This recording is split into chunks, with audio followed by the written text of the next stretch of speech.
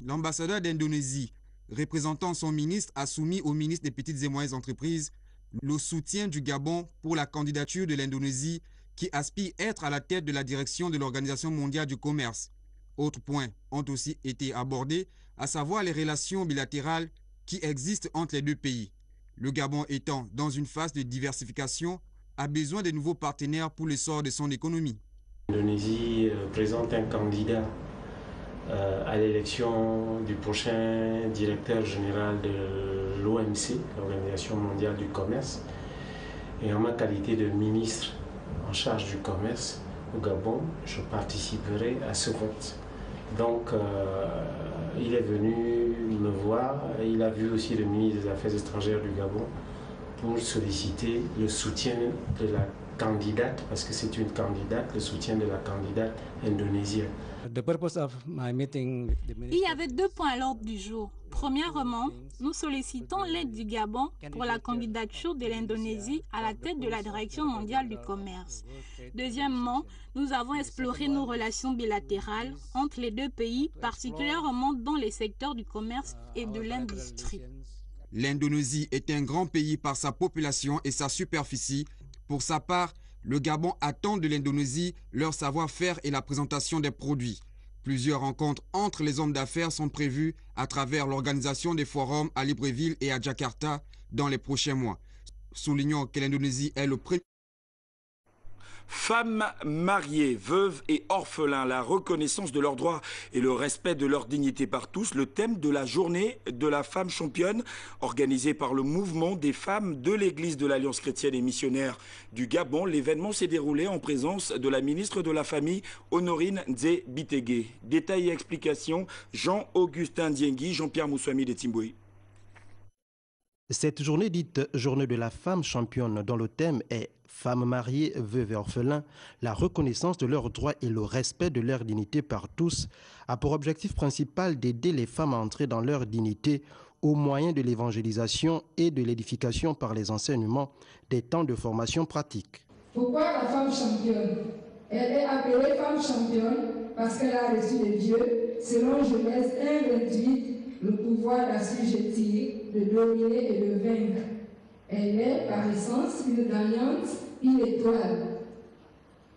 Cette vision est née au milieu des femmes de l'Alliance chrétienne et missionnaire du Gabon, en abrégé DACMG. C'est le fruit de la mise en pratique des enseignements et des conseils reçus au cours de nos rencontres des mouvements de femmes de l'Église de l'Alliance chrétienne. Un thème évocateur au regard des discriminations dont sont victimes les veuves et les orphelins, fortement débattu en présence du ministre en charge des Affaires sociales. Les femmes de l'Alliance chrétienne nous ont invités ce matin pour voir si la femme mariée a des droits et si elle les a, qu'on le leur expose, comment elles vont les revendiquer, comment elles peuvent les faire reconnaître. C'est ce que nous sommes venus dire ce matin. Alors par rapport à votre question, les femmes sont maltraitées tout simplement parce que dans notre pays, nous ne connaissons pas encore ce qui soutient le mariage. Qu'est-ce qui soutient le mariage? Qui a inventé le mariage? C'est Dieu qui a inventé le mariage. Et lorsque Dieu n'est pas dans un mariage, il y a des difficultés. Or, que ce soit le Code civil, que ce soit la Bible, tous ces instruments-là, vous voyez la loi de Dieu à l'intérieur. Or, le mariage, c'est une bonne chose. Et lorsqu'il marche mal, c'est la désolation totale. La conférence de la femme championne est donc une plateforme qui offre à la femme des outils qui lui permettent d'impacter efficacement son environnement sur le plan social, économique et culturel au moyen des actions qui témoignent de la puissance du nom de Jésus-Christ pour la gloire de Dieu notre Père.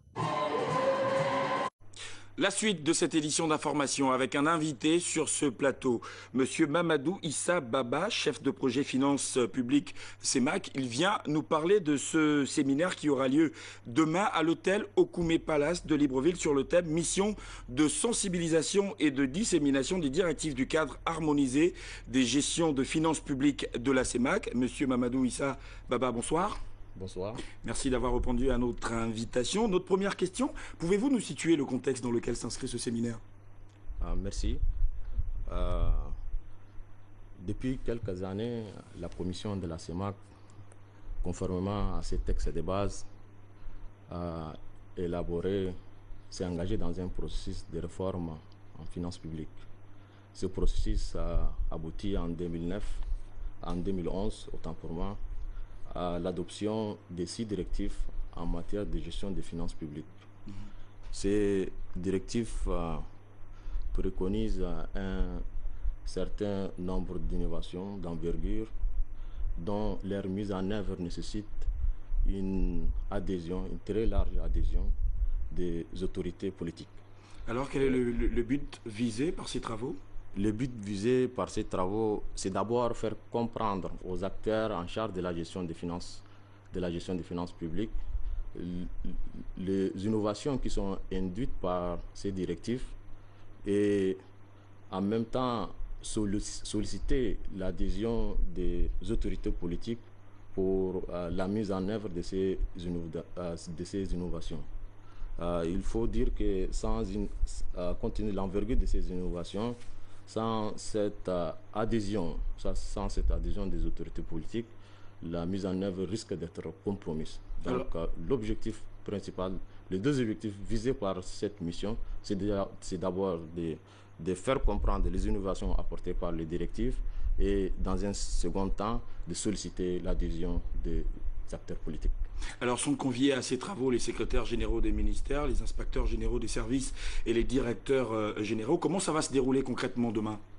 La journée de demain, les travaux vont se passer essentiellement en plénière. Au cours de cette plénière, on aura à présenter les principales innovations induites par cette réforme. Et ensuite, nous aurons aussi à effectuer des visites de courtoisie aux autres autorités et aussi à organiser des rencontres bilatérales avec d'autres acteurs qui sont concernés par la gestion des finances publiques, notamment les membres, les parlementaires, les sénateurs, membres des commissions finances de ces 2 chambres et les membres de la Cour des comptes ainsi que les partenaires de formation qui sont concernés par les questions de formation sur les finances publiques. Merci, Monsieur Mamadou Issa Baba. Il faut dire que initialement prévu se dérouler à la salle Arambo de Libreville, ce sera finalement à l'hôtel Okume Palace demain dès 9h. Merci à vous d'avoir répondu favorablement à notre invitation. Restez avec nous pour parler de cette opération de collecte de dons organisée par le Lions Club et destinée au centre d'endocrinologie du CHU de Libreville. Paulin Siaki et Pierre Claverella sur les détails de cette initiative. Pour cette 12e édition, le Lions Club Libreville-Bougainvilliers vient d'organiser un tournoi de golf où les professionnels en la matière et les profanes de ce sport ont pendant une journée donné du leur. Cette action visait à collecter des dons avec l'appui de certains partenaires. Nous avons organisé cette activité en vue, n'est-ce pas, de collecter des fonds dont l'essentiel pour l'achat, n'est-ce pas, des appareils qui devraient pouvoir renforcer, n'est-ce pas, les capacités, n'est-ce pas, de prise en charge du personnel qui travaille au centre d'endocrinologie de Libreville. Nous avons un partenaire traditionnel qui est le centre d'endocrinologie, n'est-ce pas, de Libreville, avec qui nous travaillons dans cette opération. Ils ont une base de données, ils déterminent qui est dans le besoin.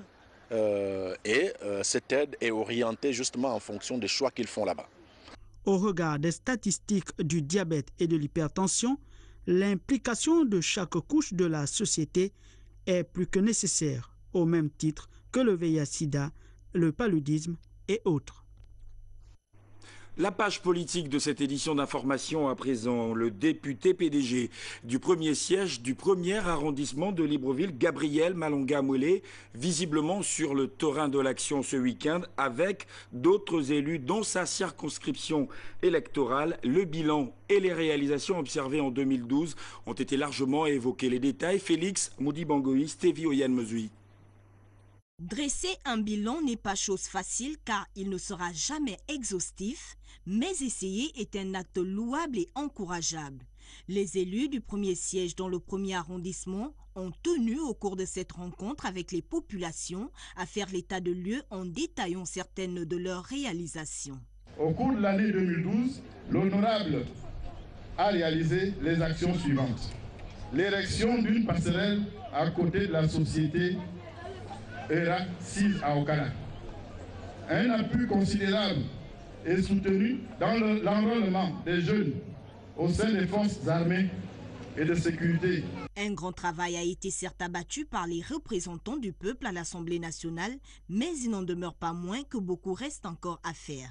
En matière d'accès à l'eau et à l'électricité, tout reste à faire. Les instructions de Monsieur le Président de la République lors du Conseil des ministres tenu à l'Estuaire ne sont toujours pas mises en œuvre. Nous avons adressé des correspondances au ministre de l'Énergie. Nous attendons leur programmation pour apaiser les souffrances des populations de notre siège. L'honorable député Gabriel Malunga Mouele, saisissant cette occasion, a interpellé les populations quant à l'incivisme grandissant aux alentours des passerelles. L'entretien, a-t-il dit, est l'affaire de tous. Pour les responsables des fédérations 5 et 3, en se remémorant les difficultés de rallier un coin à un autre, ont, au nom des populations, remercié leurs élus. Il y avait des planches et quand il pleuvait, c'était vraiment de la catastrophe. Il y avait certaines planches qui étaient pourries où les gens tombaient, par-ci par-là. Bon, les populations ont crié au secours. Et en tant que fédéral, j'ai saisi l'honorable député qui a bien voulu poser ses actes. À l'époque, il y avait des petites passerelles qui étaient en bois. Ce n'était pas sécurisant pour les enfants. Maintenant, aujourd'hui, quand vous-même vous le constatez, vous voyez que toutes ces petites passerelles qui étaient en bois, on a mis du fer, du béton, bien que ça soit durable. Faisant d'une pierre deux coups, les responsables politiques de cette circonscription électorale se sont appropriés l'adage qui dit « mieux vaut tard que jamais » en souhaitant en leur temps bonne fête. Mon époux et moi-même avons pensé à faire un geste en votre faveur. Ce n'est pas grand-chose. Juste une petite attention à l'endroit des enfants. L'espoir d'être une circonscription développée est permis pour ces populations du premier siège car leurs élus ont encore 4 ans dans la mandature actuelle pour faire le plaidoyer auprès du gouvernement. Le député du 3e siège du département du Wollo en tournée politique dans son fief électoral, il a communié avec ses électeurs. Objectif, faire le compte-rendu des travaux à l'Assemblée nationale. Jules Daflorandembe.